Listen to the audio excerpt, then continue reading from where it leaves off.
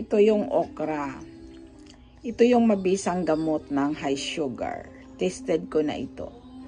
Kasi ito ang iniinom ko. Pag nararamdaman ko na tumataas yung sugar ko. Ganito gagawin mo. Gasan mo siya.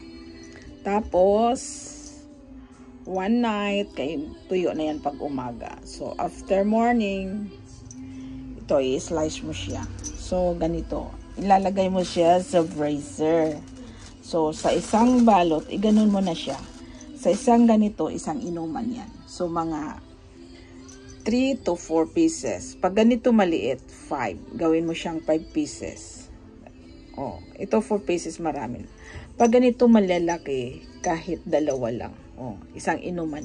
Hiwalay-hiwalay mo na siya. Ganito.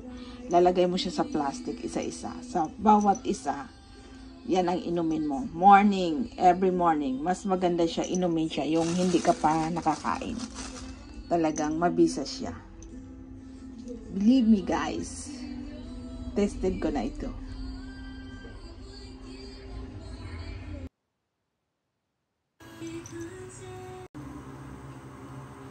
And this is it.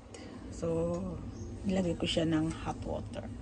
Ito, kasi kakainit ko lang ng tubig. Kaya 4 pieces lang yan. Itong maliliit na yan. So, pag medyo malamig-lamig na siya, pwede na siyang inumin. Saka may inuman. Every day, every morning. Ito yung before iinom ka ng okra. Ito yung tested ko before iinom.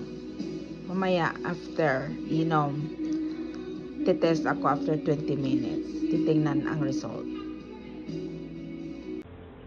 So, ito yung after